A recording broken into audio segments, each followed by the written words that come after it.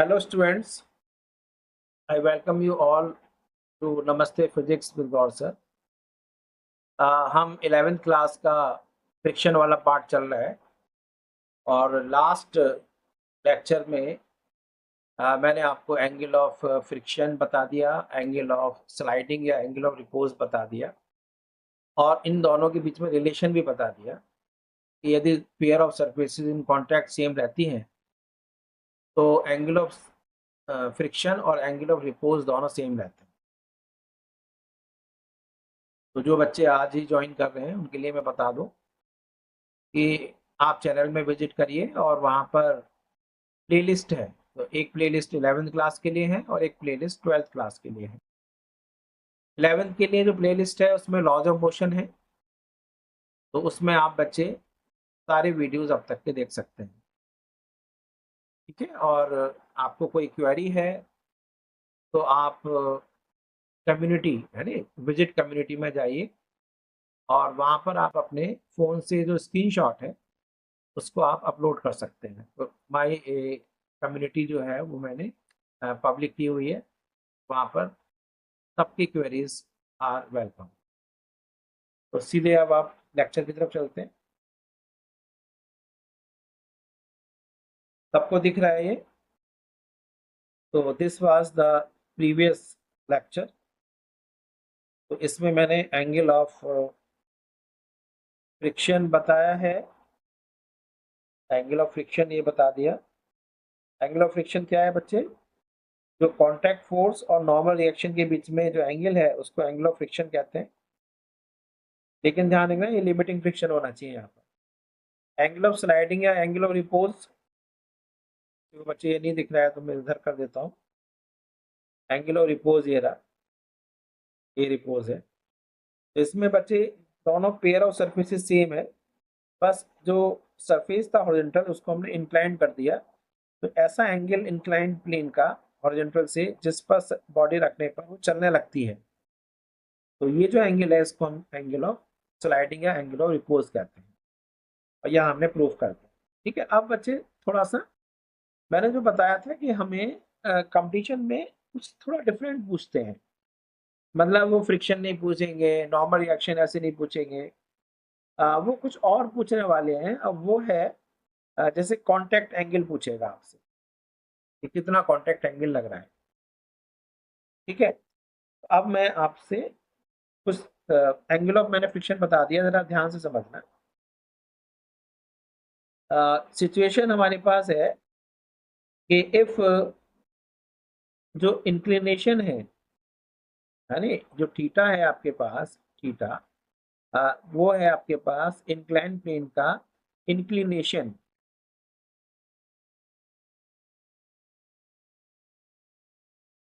Inclination of incline plane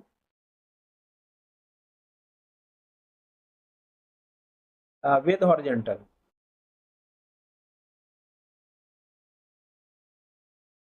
with horizontal. तो situation हमारे पास सिचुएशन 1 ये बन रही है कि जो एंगल ऑफ इंक्लिनेशन है theta is less than angle of friction. Angle of friction मत लिखो क्योंकि angle of friction horizontal surface के लिए है। एंगल ऑफ स्लाइडिंग ले लेते हैं। Angle of repose, angle of repose आपको पता है कि वो एंगल है जिस एंगल से थोड़ा सा एंगल बढ़ाते ही वो स्लाइड करने लगता है, उससे कम है। ठीक है, यानी कि angle of inclination, angle of sliding मैंने क्या लिया था जरा बताओ? एंगल ऑफ लैम्डा लिया था मैंने, यानी कि जो थीटा है, this theta is less than lambda. तो जब थीटा कम है तो बच्चे tan theta is less than tan lambda. अब ध्यान से समझना, तो tan लैम्डा क्या होता है बच्चे? Mu S. तो आपको क्वेश्चन देखना है, मैं आपको क्वेश्चन का पैटर्न बता रहा हूँ कि कैसे आपको जल्दी से जल्दी क्वेश्चंस करने हैं। ये जो मैंने आपको मेथड बता रहा हूँ बच्चे वो बहुत फास्ट क्वेश्चन करने का तरीका है। यदि एंगल ऑफ इंक्लिनेशन का tan की वैल्यू, सपोजिंग आपके पास tan 60 मतलब 60 डिग्री एंगल ऑफ इंक्लिनेशन है, तो tan 60 क्या हो गया, √3। तो यदि μs की वैल्यू √3 से ज्यादा है, μs की वैल्यू √3 से ज्यादा है, tan 60 √3 है, यदि आपके पास tan थीटा यानी μs की वैल्यू आपके पास tan 60 से ज्यादा है, तो बच्चे बॉडी स्लाइड नहीं करेगी। ठीक है, बॉडी स्लाइड नहीं करने वाली है। तो ऐसे केस में क्या क्या हो रहा है देखो, लेट अस सी, ऊपर कर लेते हैं। ये है आपके पास इंक्लाइन प्लेन, ये बच्चे थीटा है, और यहाँ बॉडी रखी हुई है। अब मुझे बच्चे बताइए क्या क्या लग रहा होगा। mg नीचे लग रहा है, नॉर्मल रिएक्शन लग रहा होगा। ठीक है, अब बच्चे इक्विलिब्रियम में है। अब ये देखो इक्विलिब्रियम में होगा या नहीं बॉडी, जरा मुझे बताओ।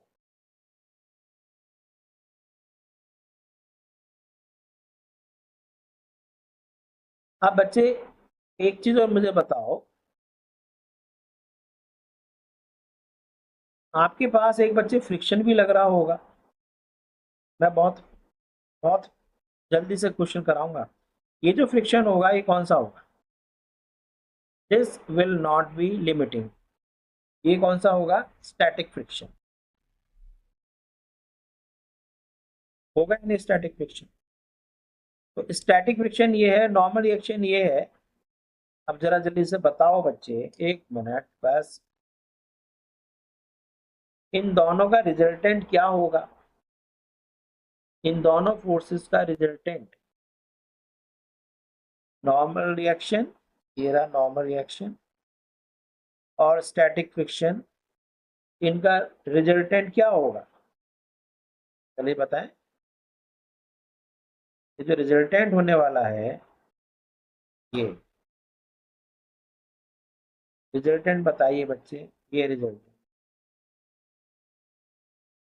क्या नाम था इसका। अच्छा ये थोड़ा सा आपको नहीं दिख रहा, तो मैं इसको नॉर्मल रिएक्शन यहाँ लिख देता हूँ, ये नॉर्मल रिएक्शन। ये जो फोर्स था ये कौन सा है बच्चे बताएं, ये कांटेक्ट फोर्स है या नहीं। तो जब पूरा सिस्टम इक्विलिब्रियम में है, तो आपके पास इन दोनों का रिजल्टेंट तो यही है, और mg नीचे लग रहा है, तो कांटेक्ट फोर्स किसके बराबर होगा, mg के।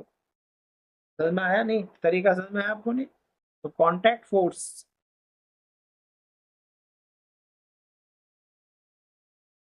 हमेशा, तो कांटेक्ट फोर्स हमेशा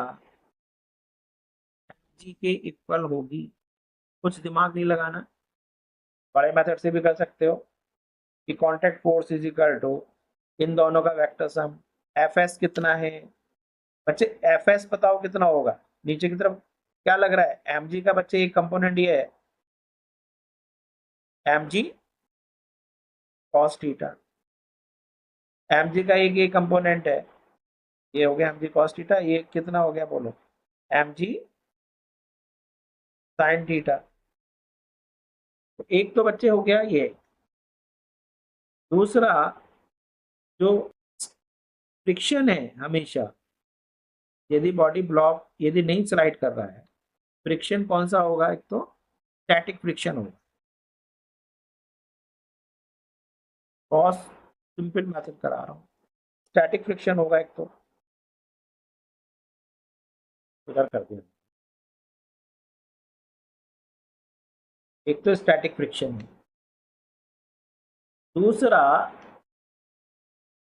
दूसरा जो स्टैटिक फ्रिक्शन होगा, this will be what, mg sin theta, this will be mg sin।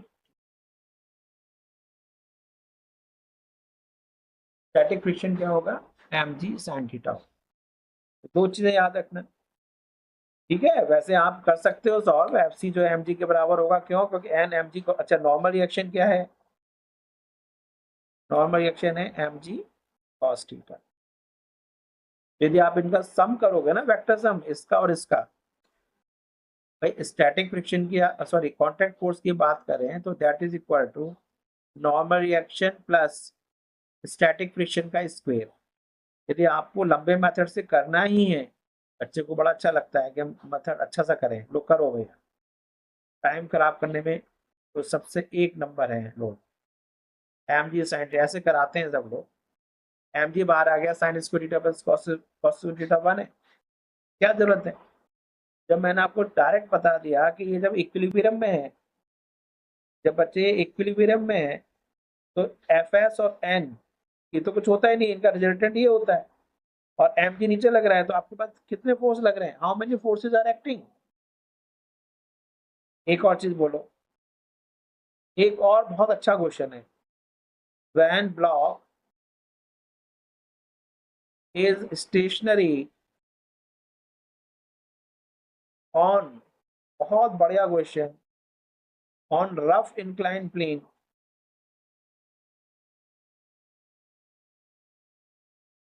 तो number of forces acting, number of forces acting, number of forces acting on block, कितने बच्चे जरा काउंट करो, एक, दो, तीन, ऐसे है क्या? नहीं, अरे ये दोनों तो है ही नहीं, इन दोनों का तो वेक्टर सम भी है, एक है कांटेक्ट फोर्स और एक है एमजी। ऐसे में नहीं, कितने? टू, टू में कौन से? एमजी और दूसरा contact force. Best best question है बच्चे, this is very good question. बच्चों को समझ में नहीं आता, ध्यान रखना, क्योंकि फ्रिक्शन की डेफिनेशन ये भी कह सकते हो आप कि friction is nothing but the tangential component of contact force. What is normal reaction? Normal reaction is the normal component of contact force. Contact force is actually vector sum of these two. Friction को आप contact force का tangential component भी कह सकते हैं। आगे बच्चे deeply समझ में आया आपको? नहीं, कंसेप्ट क्लियर हो गया? क्लियर हो गया बच्चे? आप उसमें लिखा करो, कमेंट्स पोस्ट करो, यस अच्छा लगा, अच्छा लगेगा ही 100%। नेक्स्ट,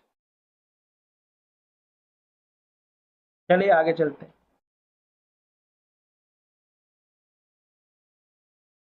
अब एक चीज और देखिए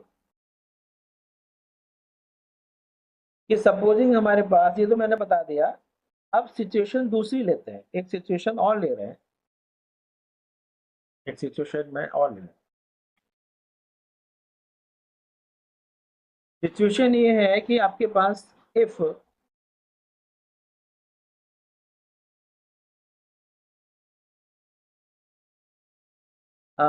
ये देखो ऐसा क्वेश्चन है, चलो मैं एक टाइप का क्वेश्चन ही करा दूं, एक क्वेश्चन ले लो, अच्छा लगेगा आपको।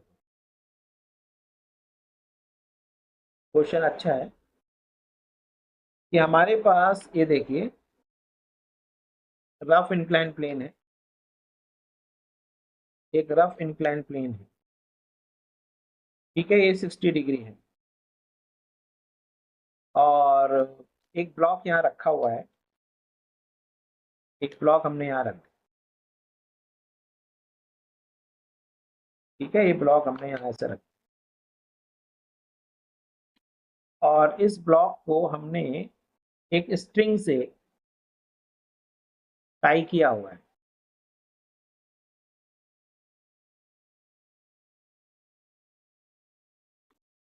ठीक है, और ये पूछ रहा है कि स्ट्रिंग में कितनी टेंशन है,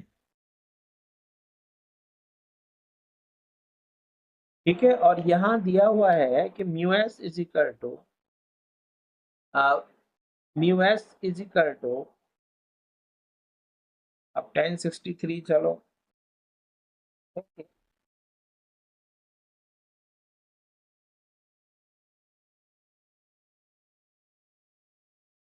तो थोड़ा एंगल को चेंज कर देते हैं, 1 minute.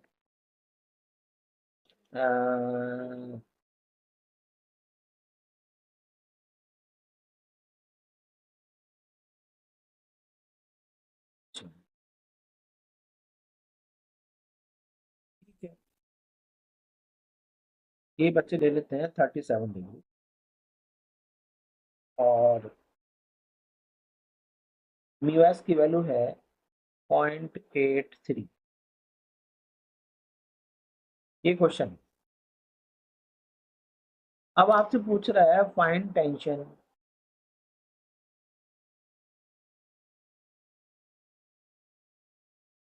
Find tension in string, और ये रफ सरफेस तो है। फाइंड टेंशन इन स्ट्रिंग, ये rough surface. Find tension in string, और ये बच्चे रफ सरफेस। तो अब आप ये देखो कि हमने क्या बताया था कि if block does not slide,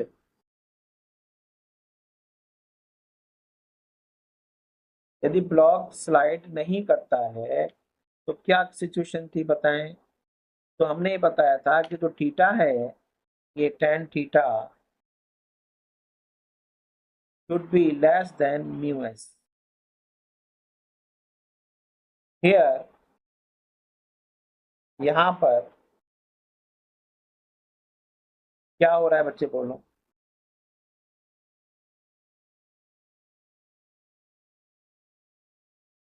here tan37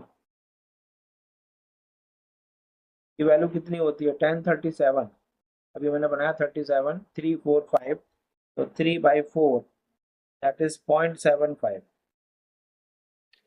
ठीक है, 0.75, 0.7।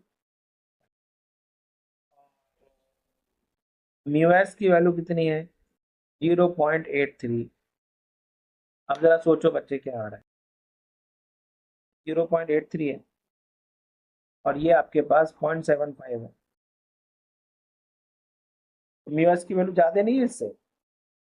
इसका मतलब क्या है कि फ्रिक्शन जो है सफिशिएंट है।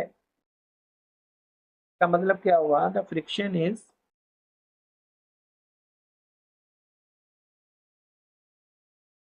Sufficient. Friction is sufficient. Friction is sufficient to keep block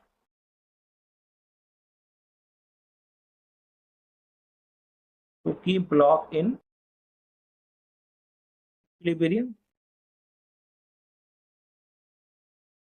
तो ब्लॉक को इक्विलिब्रियम में करने के लिए फ्रिक्शन बच्चे सफिशिएंट है। Correct.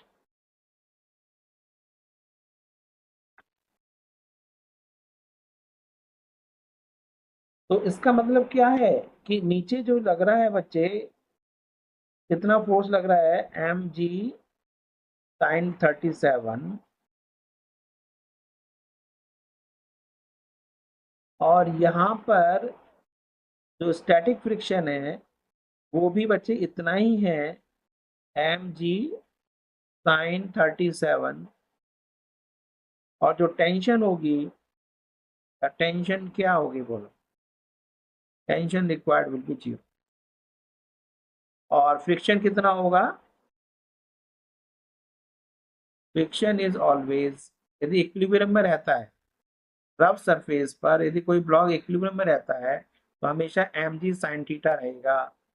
That is mg into sine theta कितना है, 3/5, दैट इज 0.6 mg। ये आंसर रहना है। समझ आया बच्चे आप। ठीक है, तो ऐसा क्वेश्चन जरूर आता है कि आपके पास कोई स्ट्रिंग लगा देगा, तो आप चेक कर लो ऑप्शन बच्चे उसमें यदि जीरो है, यदि किसी भी ऑप्शन में यदि जीरो है तो वहां एक बार रुक के देख लो कि कहीं ऐसा तो नहीं है। और ज़्यादातर ऐसे ही होता है कि टेंशन यदि जीरो, क्योंकि आंसर जीरो है तो इसका मतलब ऑप्शन जीरो है, तो टेंशन हो सकता है असली में भी आंसर जीरो ही हो, ऐसा होता है ज़्यादातर। ठीक है, तो बिल्कुल चालाक रहें, यदि आंसर जीरो नहीं है फिर तो चलो होगा, तो वो कब होगा, यदि 37 को हम ज़्यादा कर दें तो क्या, चलो इसी क्वेश्चन को चेंज कर दें क्या, थोड़ा टफ क्वेश्चन बना लें, टफ क्वेश्चन बना लेते हैं। मान लीजिए इसकी वैल्यू चेंज कर लेते हैं, तो चलो दूसरा क्वेश्चन चेंज करते हैं। इफ इसी क्वेश्चन में इफ क्वेश्चन इसी को चेंज कर, इफ म्यू एस की वैल्यू आपके पास 0.5 है,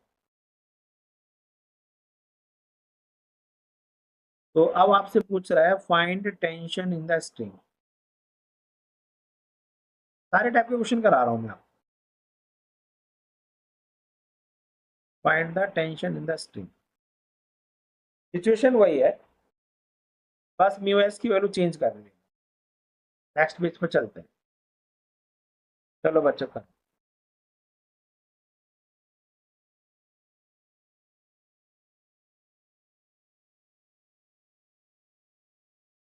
अब हमारे पास सिचुएशन क्या बनी है जरा देखिए। इंक्लाइन प्लेन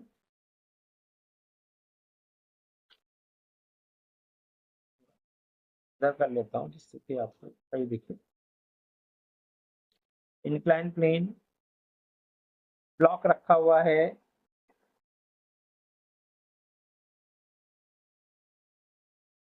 ठीक है, और इसमें ब्लॉक हो गया। एंगल बच्चे आपके पास यहाँ नीचे दे रखा है 37, स्ट्रिंग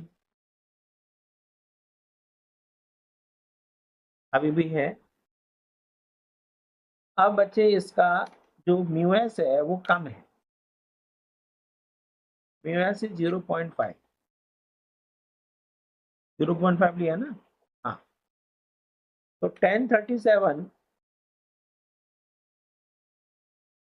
है 0.3/4 0.75 बच्चे, मेरा 7 कैसे बन रहा है, चलो मैं इसको एक बार दोबारा बना, 1037 की वैल्यू है 0.75। अब यहाँ पर म्यू एस की वैल्यू 0.5 है, इसका मतलब 1037 यानी म्यू एस की वैल्यू कम है, तो म्यू एस की वैल्यू बच्चे 1037 से कम है, इसका मतलब ब्लॉक को फ्रिक्शन नहीं रोक सकता, तो फ्रिक्शन इज नॉट सफिशिएंट, तो फ्रिक्शन सफिशिएंट नहीं है। तो अब नीचे क्या लग रहा होगा, नीचे जो लग रहा होगा ये एम जी साइन 37। अब बच्चे इसमें आ गया टेंशन, फ्रिक्शन जो है वो मैक्सिमम स्टैटिक लगा दूं, लिमिटिंग फ्रिक्शन लगा दूं पूरी, तो लिमिटिंग फ्रिक्शन कितनी है,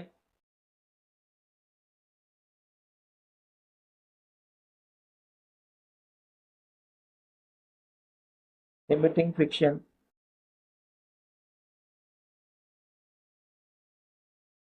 कितने बच्चे बोलो, F L is equal to mu into N.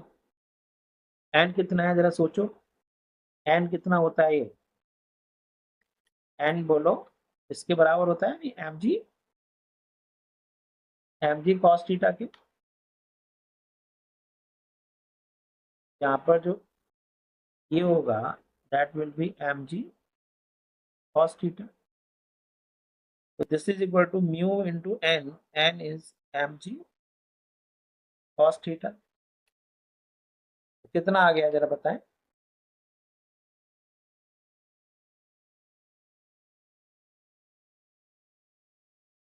तो दिस इज इक्वल टू बच्चे म्यू, म्यू की वैल्यू कितनी है इसको ऊपर ले लेते हैं थोड़ा सा, 0.5 इंटू म्यू हो गया इंटू एम, एम है into G into cos theta, cos 37 कितना है,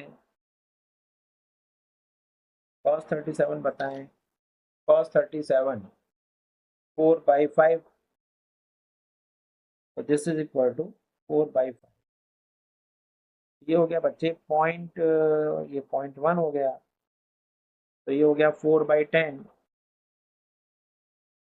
4/10 mg। इसका मतलब 2/5 mg हो गया friction, limiting friction. mg sin 37 कितना है, नीचे जो फोर्स लग रहा है बोलो, mg sin 37 कितना है, m into G into sin 37 is बोलो 3/5। तो mg इंटू 3/5 तो बच्चे down the incline plane force है, फ्रिक्शन इतना है। तो इक्विलिब्रियम में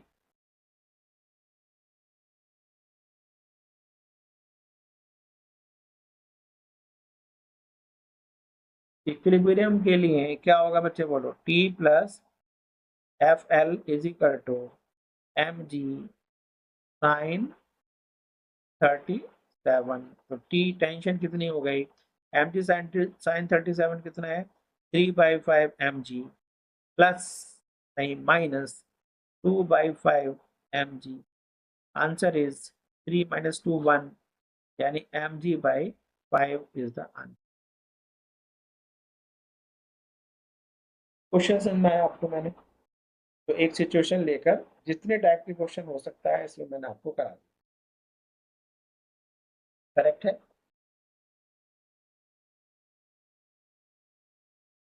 ठीक है, चलो नेक्स्ट पेज। तो सारे ऑप्शन चले आ रहा हूँ बच्चे, देखो जरा आप।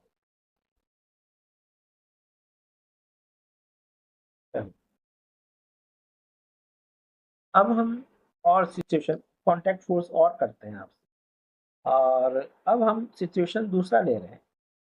सिचुएशन ये है कि जो एंगल ऑफ आपके पास इंक्लिनेशन है, जो थीटा है, दिस इज ग्रेटर देन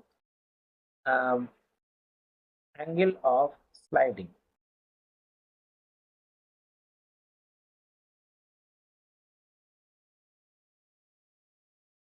ठीक है, यानी कि जो एंगल ऑफ स्लाइडिंग यानी कि tan theta is greater than mu S. तो क्या होगा बच्चे फिर, तो ब्लॉक विल स्लाइड डाउन, बल्कि स्लाइड क्यों करेगा, accelerate down, accelerate down the incline plane, incline plane के नीचे जाएगा, पक्का, करेक्ट है। अब इस सिचुएशन में देखो क्या क्या होता है, ये मैंने सिचुएशन ली दिस वन। चलिए बनाते हैं डायग्राम, इंक्लाइन प्लेन ले लेते हैं फिर।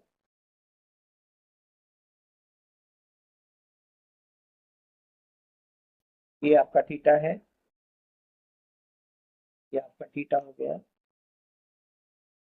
आप ब्लॉक रख देते हैं, और ये बच्चे एम मास का है। और यहाँ जब ये स्लाइड करेगा, इधर एक्सीलरेशन आ जाएगा या नहीं, तो मुझे बताइए, तो पीछे जो फ्रिक्शन आएगा, जब मोशन वाला फ्रिक्शन मैंने क्या बताया था, that friction is called kinetic friction. Kinetic friction कितना होता है, आपके क्या है, काइनेटिक फ्रिक्शन।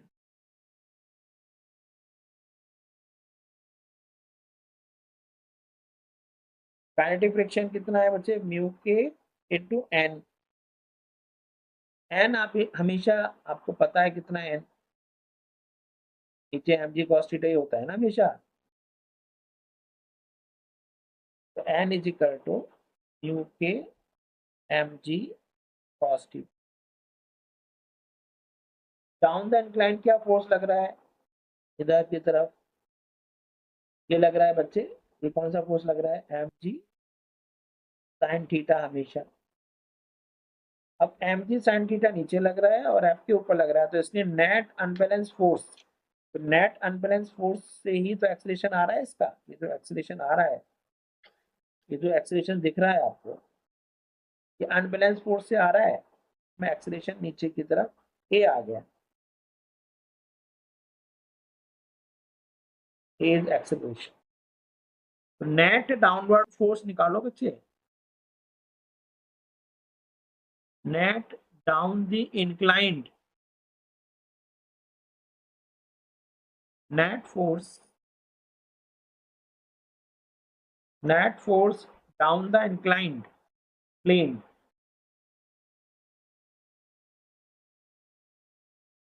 कितना आ गया, M G, sorry, this is equal to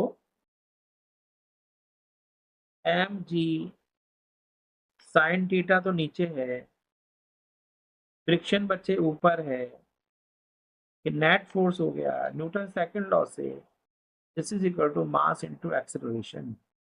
तो आप बच्चे इससे एक्सेलरेशन निकाल सकते हैं और इसको याद रखना, m ji sine theta minus mu k m ji cos theta is equal to M into a. बच्चे एम कैंसिल हो रहा है सब तरफ या नहीं, कितना आंसर आ गया, acceleration is equal to G common sine theta minus mu K, mu K है यहाँ पर, mu K into cos theta.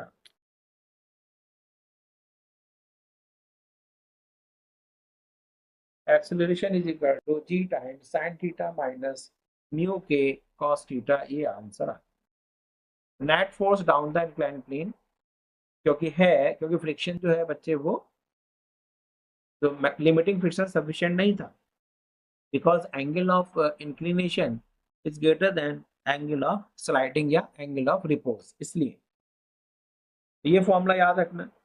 ये बच्चे ध्यान रखना, ये ऊपर से नीचे जाने के लिए है, यदि नीचे से ऊपर भेज रहे हो तो अब रिटार्डेशन हो जाएगा, फिर ये तो एक्सीलरेशन हुआ, नेट फोर्स डाउन, तो ये हो गया बच्चे एक्सीलरेशन।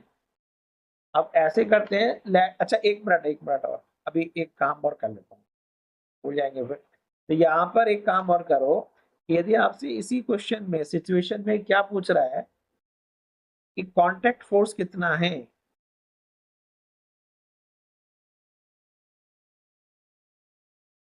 कांटेक्ट फोर्स कितना होगा, बोलो, क्या बताया था मैंने, vector sum of normal reaction and friction, तो नॉर्मल रिएक्शन का स्क्वायर प्लस फ्रिक्शन का स्क्वायर, नॉर्मल रिएक्शन का स्क्वायर प्लस फ्रिक्शन कितना है, म्यू के इंटू एन, इसका स्क्वायर, सही है क्या, कितना आंसर आ गया, आंसर इज एन बाहर ले लेते हैं, under root 1 plus mu K का square, 1 plus mu K square, ये इसका आंसर है, 1 plus mu K square N into 1 plus mu के,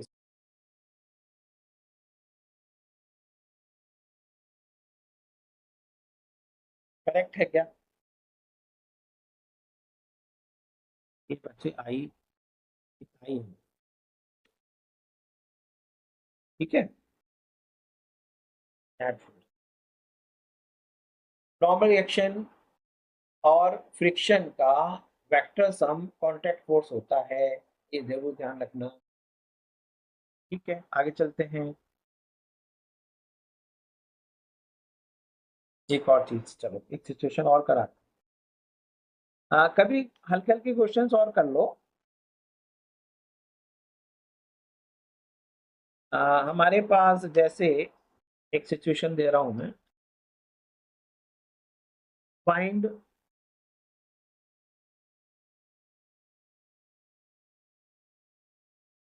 एक्सीलरेशन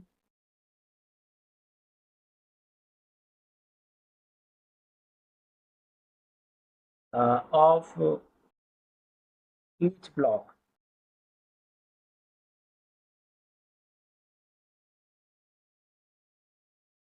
इसको एक्चुअली मैं अभी थोड़ी देर में करता तो ज़्यादा अच्छा था। एक मिनट, इसको मैं यहाँ ले जा, अभी मेरा जो पार्ट वो रह गया उसको मैं कर लेता हूँ पहले। Find the acceleration of each block, वो हम थोड़ी देर में करते हैं, ठीक है।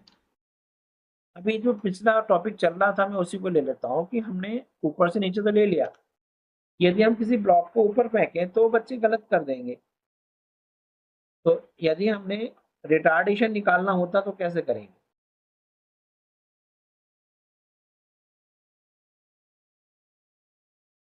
Retardation of block when uh, when projected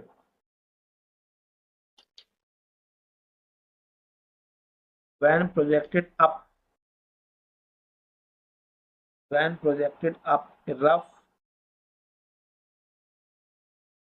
inclined plane,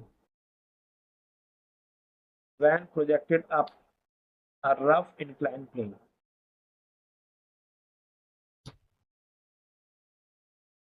तो सिचुएशन क्या है बच्चे, ये सिचुएशन है, एक मिनट,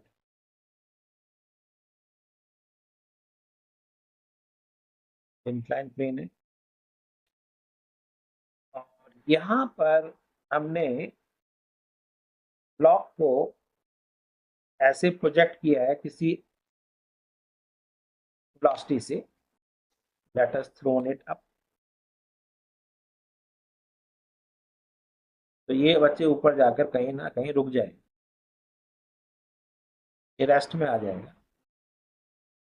कितना डिस्टेंस कवर किया बच्चे, न्यूटन इक्वेशंस लगा सकते हो या नहीं मत लगाना, वर्क पावर एनर्जी के में जाएंगे तो वहाँ आराम से क्वेश्चन कर लेंगे।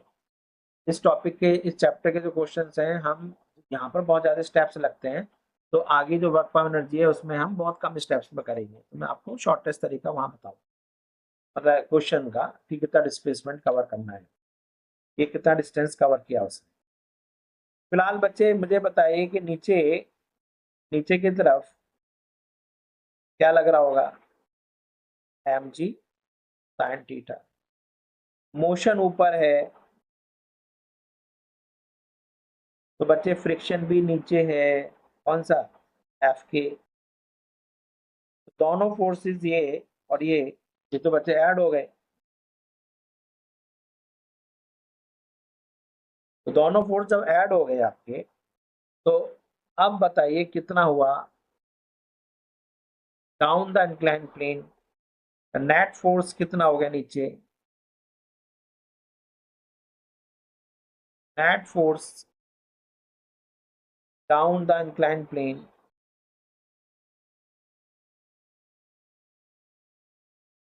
Net force down the incline plane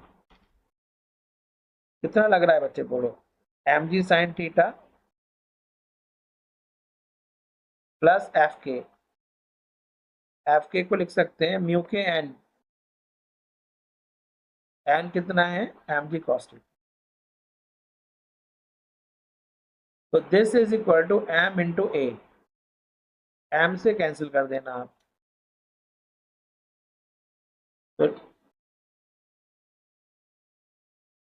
तो रिटार्डेशन कितना हो गया,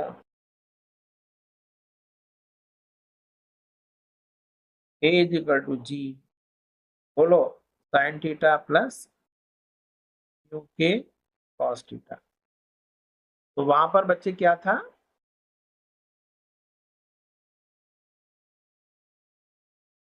वहां पर एक्सलेशन कितना था, ओहो साइन थीटा,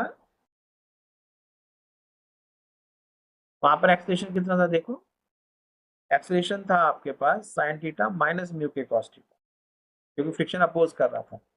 यहाँ पर बच्चे फ्रिक्शन सपोर्ट कर रहा है एम जी का, एम जी साइन थीटा और फ्रिक्शन दोनों मिल गए, ये बहुत खतरनाक है। तो फ्रिक्शन ध्यान रखना, वो बहुत खतरनाक चीज है।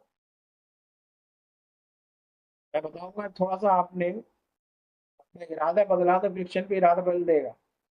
तो किसी बॉडी को स्लाइड करने रोकने के लिए आपके पास दो टाइप के फोर्सेस लग सकते हैं, एक कम वाला एक ज्यादा वाला।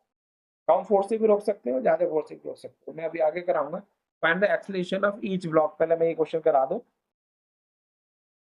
देखिए इसमें क्या मैंने सिचुएशन ली है। रफ सरफेस है,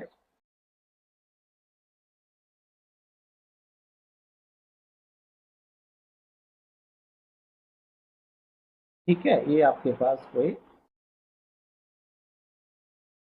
यहाँ पुली लगा देते हैं। यहाँ पर एक पुली है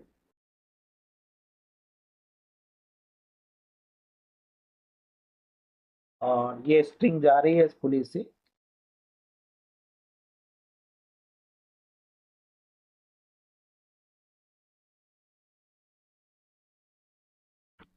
और यहाँ बच्चे सब ब्लॉक्स रखे हुए हैं।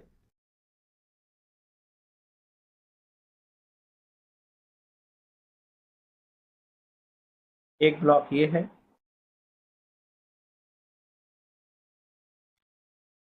ठीक है। और यहाँ पर बच्चे म्यू के है इन दोनों सरफेसेस के बीच में। और इसका मास m1 है, इसका मास m2 है। और ये नीचे एक्सलेट कर रहा है ए से, इधर ये एक्सलेट कर रहा है ए से। तो मुझे बताओ बच्चे, एक्सटर्नल फोर्स क्या लग रहा होगा। m1g तो ये है, स्ट्रिंग में टेंशन है, यहाँ भी टेंशन है। और यहाँ लग रहा होगा बच्चे फ्रिक्शन। फ्रिक्शन कितना, ये तो सरफेस, एक मिनट, रफ सरफेस का म्यू के है। तो ये फ्रिक्शन कितना हो गया यहाँ पर। फ्रिक्शन इज एफ के। एफ के is equal to mu K N. N कितना होगा ये एन है। नीचे क्या लग रहा है, एम जी। तो म्यू के इंटू एन। ये हमने बार बार, इसलिए जो बच्चे नहीं कर पा रहे हैं जरा देखना बच्चे, पिछले मैंने वो देखो, मैंने नॉर्मल एक्शन का एक पूरा लेक्चर नॉर्मल एक्शन का बताया है। तो इसलिए वीडियो शुरू से देखो। जो बच्चा अभी आज ही ज्वाइन कर रहा है तो उसको परेशानी आ रही होगी कि ये कैसे एनएमजी कर दिया। वैसे तो आ रहे हैं समझने की ब्लॉक जो है फ्लाई तो ना कर रहा है ऊपर। जब फ्लाई नहीं कर रहा है तो वहां मैंने बताया था कि हम कैसे फ्री बॉडी डायग्राम बनाते हैं। तो बच्चे ये प्लस एक्स है, इधर प्लस वाई है, कन्वीनियंट एक्सिस ले लेते हैं। तो ये फ्लाई ऊपर नहीं कर रहा है, मोशन इसका एक्स की तरफ है। तो बच्चे ये m2g नॉर्मल एक्शन के बराबर हो गया। तो म्यू के एन कितना हो गया बोलो। म्यू के एन की जगह हमने रख दिया m2g। अब आपको मैं शॉर्ट तरीका बता रहा था कि एक तो एक्सटर्नल फोर्स m1g है, एक एक्सटर्नल फोर्स म्यू के m2g है। तो पूरे सिस्टम पर टी टी तो इंटरनल फोर्सेस है। क्यों आप दिमाग लगा रहे हो भाई इसका, यहाँ भी टी लग रहा है, ये मैं बता चुका हूँ। यहाँ भी टी लग रहा है, मैंने बताया। ये क्लैंप पर T√2 लग रहा है, क्लैंप पुली पर T√2 लगा रही है। ये सब हम कर चुके हैं क्वेश्चन, नहीं ये सब कर चुके हैं नहीं। ये T√2 लगा रही है।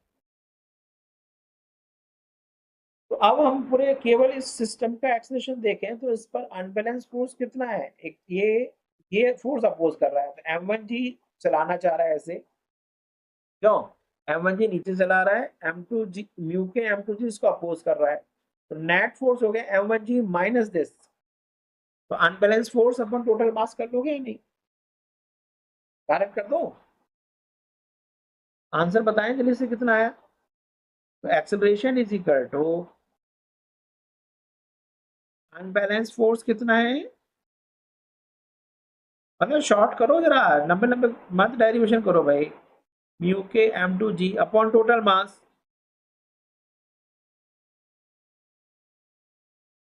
आगे समझ में नहीं। Find acceleration of each block you. अब एक छोटा सा और सिचुएशन दिखाऊं आपको, देखो जरा कि कितना फ्रिक्शन जो है गिरगिट की तरह से अपना रंग बदलता है। फ्रिक्शन बच्चे अपना गिरगिट की तरह से रंग कैसे बदलता है। फ्रिक्शन गिरगिट की तरह से अपना रंग बदलता है, ये आपको देखना है। देखो सिचुएशन एक,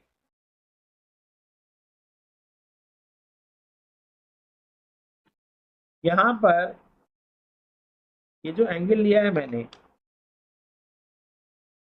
और यहाँ एक मैंने ब्लॉक रखा है, ये मैंने एक ब्लॉक रख दिया है इस पर।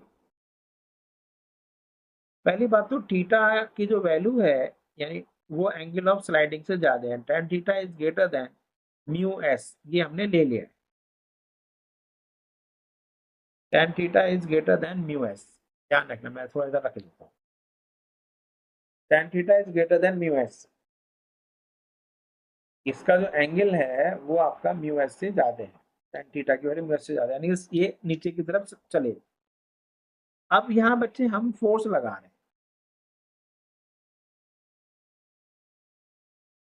अब आपसे पूछ सकता है फाइंड, क्वेश्चन है फाइंड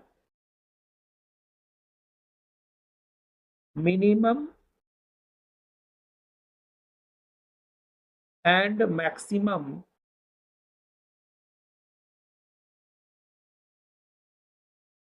फोर्स, जो एफ दिखाया मैंने, नीडेड, इसका मास बच्चे एम है,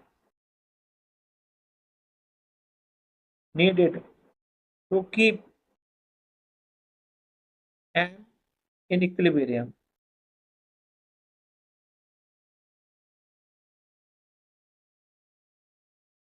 to keep M in equilibrium,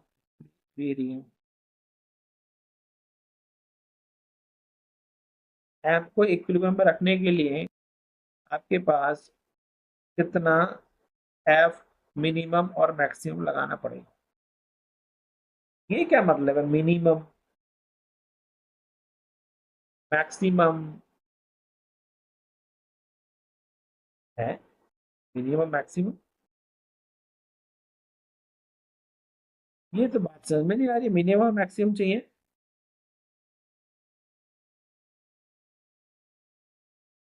minimum और मैक्सिमम रोकना ही तो था इसको, मिनिमम मैक्सिमम क्यों चाहिए, एक ही तो फोर्स चाहिए। तो आप देखो बच्चे, इस पर फोर्स नहीं लगाओगे तो नीचे चला जाएगा, तो इसको नीचे जाने दो पहले। क्यों जा रहा है, क्योंकि एम जी साइन थीटा का इफेक्ट बहुत ज्यादा है, एम जी साइन थीटा काफी ज्यादा है।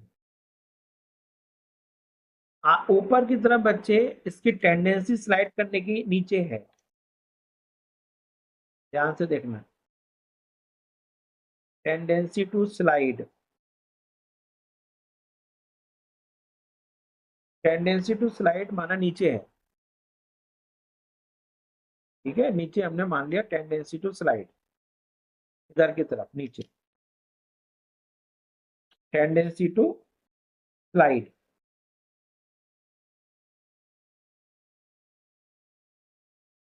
टेंडेंसी टू स्लाइड नीचे है, तो फ्रिक्शन बच्चे बचने रोकेगा इसको।